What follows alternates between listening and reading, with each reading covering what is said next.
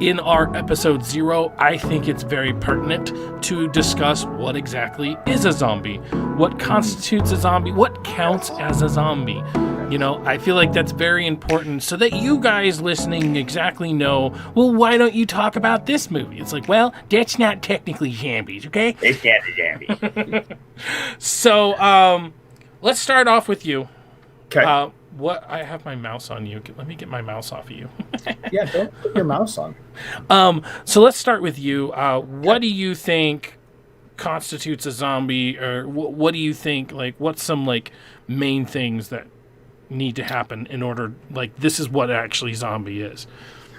So when it comes down to it, right, I think that this is going to be a changing opinion. I think on both of our parts through this adventure, I think our opinions are going to change. But as of right now, what constitutes a zombie?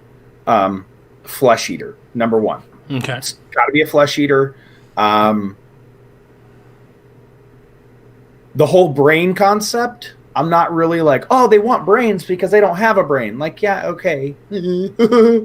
But yeah, just the aggressiveness of a zombie just to attack and have that primal, animalistic, that primal instinct, I think is like almost necessary. Yes. How it spreads. If it spreads through a bite, a scratch, if you get their blood and your blood mixed and in your body, you turn. I mean, basically any bodily fluid. It's like AIDS. It spreads by any bodily fluid going into your body, right? So I think, I don't think it's any bodily fluid. And if I got that wrong, I apologize to people who have HIV or AIDS. That's not my intention. I'm just trying to show the connection. I got to make people know I don't think they're zombies. I think that deterioration of the body is kind of like a key iconic thing. But I don't think it's necessary. In every zombie aspect, I don't think that body deterioration is necessary. Yeah. I really enjoy some movies that they are still living, feeding, ticking humans. They're just broken. Broken, yeah. Okay. Broken. Interesting. Yeah. So I'd have to agree with everything you said. So moving on. No, I'm just kidding.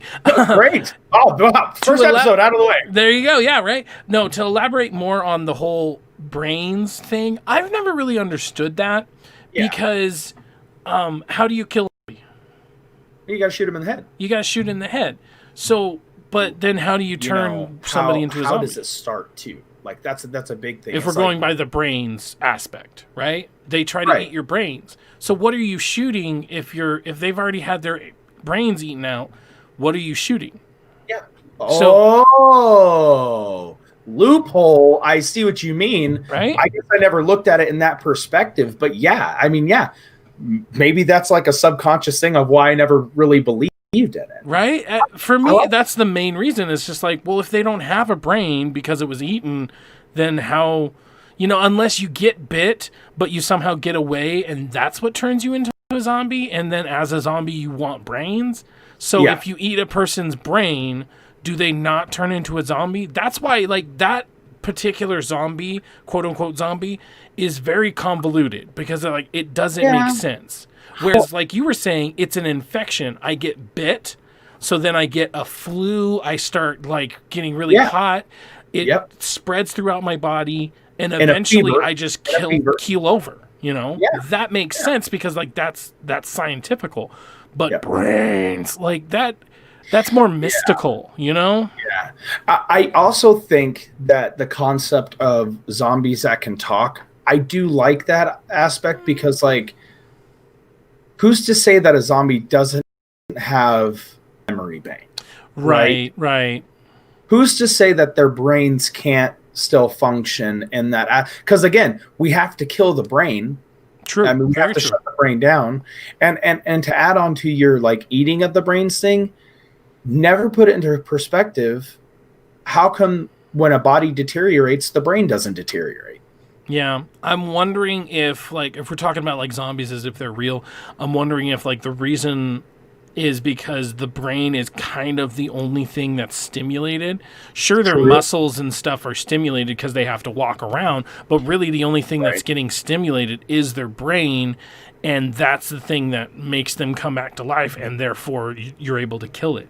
So that's maybe, I mean, who knows, 20 years down the road, yeah, it's eventually going to deteriorate the brain as well, you would think. Right. So, but I think that could be a massive plot hole and loophole in the zombie aspect because of the fact that if the brains deteriorate, hide in a bunker for 20 years, they're all going to kill themselves off. Cure for zombie apocalypse, right? Yeah, I mean, given today's nobody's making it 30 days. Nobody's making it 30 fucking days. Making it 30 days. Everybody's like, I need a haircut. Yeah. Who's supposed to cut my hair? My daughter? My daughter. I'm here for a job interview. You have one hair left. Any holsers. Yeah. So, no, I do agree with that. That the whole concept of eating a brain just never really... Yeah.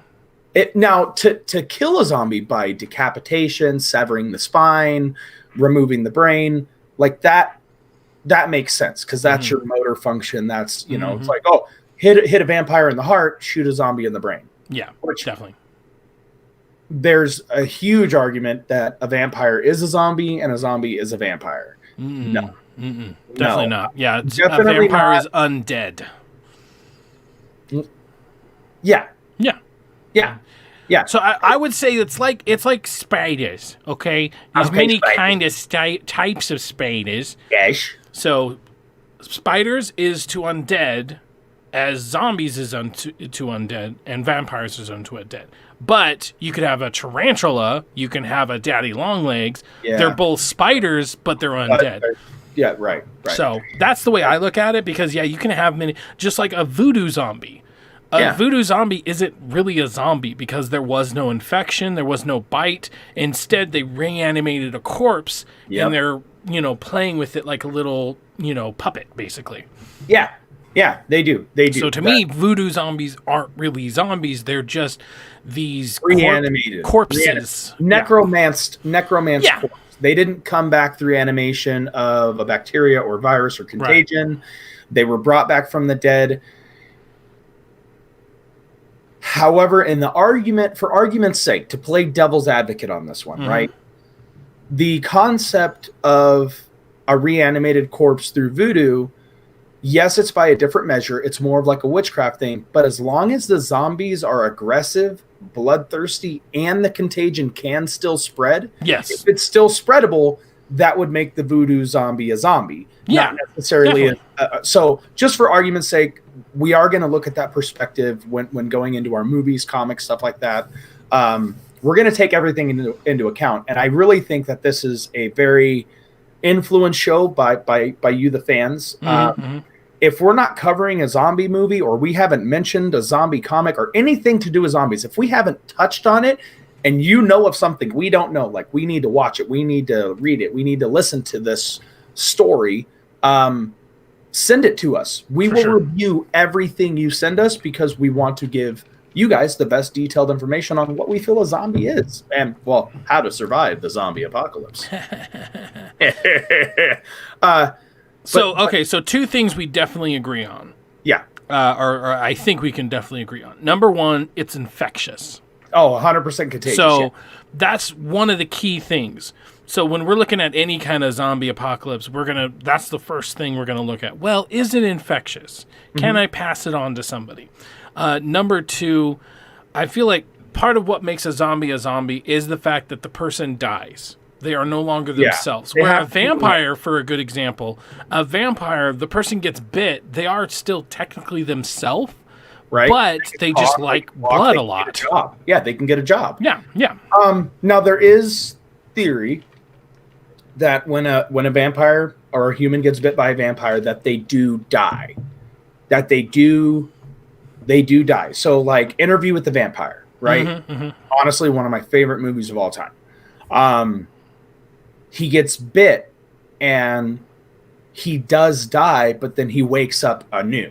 right? Right. So in that aspect, he is a reanimated corpse, but he's not a violent, aggressive. It is still a contagion. A vampire is definitely a contagion that is spread through bites, and I think that just like a werewolf. Like a werewolf. Just and so you know. Silver messes with vampires just like werewolves, but it does mess with zombies. So again, it's kind of like you have werewolves, zombies, and then like the vampire kind of ties the two, right? In a way. But overall, you know, a vampire is still a vampire. They are dead. They are brought back, but they're not aggressive. They're not flesh eating. They just want to drink your blood. So I guess that would be the third trait that we're always looking for. Do they like to eat flesh? Do they like to eat, meat? Is that their main cause? Because then we could also agree that they're pretty mindless. Maybe not mindless in the sense where they can't have thought processes, but mindless in the sense of their only real, drive is, hey, what's my next meal? When can I get it? Yes, girl. Yes, girl. Yes. Yes. No, 100%. I think that is important. And it when looking into that, we're also going to find, okay, do the zombies only eat human flesh, or are they, again, mindless enough to, if it moves, we eat? Right. And that's another perspective in the zombie apocalypse. It's like, why don't zombies in some movies go after animals? Maybe the animal's a lot faster. True. I mean, animals are typically faster than humans. Have you ever tried to catch a chicken? It's pretty difficult. You got to corner it. Right. And in The Walking Dead, for example, we do see them eat horses and squirrels. Like that. Right. But in Dawn of the Dead, they lower a dog into a middle of a crowd, and the dog kind of like weaves through it. So what is going to constitute of what they want to eat? You know? Is it like, are we hungry? I think it either has to do with how hungry they are. Like, if anything, it's like, I think maybe they prefer humans, because maybe it's kind of like in World War Z, where it's about like spreading the infection. So their mind process is, I want to spread the infection. Sure, I could eat this dog, but I'm not going to turn the dog into a zombie, so why would I want to eat the dog? But I definitely agree with the fact that, like, eating a horse, eating a squirrel, it just makes sense, because that goes back to the mindless aspect, where they're not really caring where the meal's coming from. They just want the next meal. Food. Put food in here.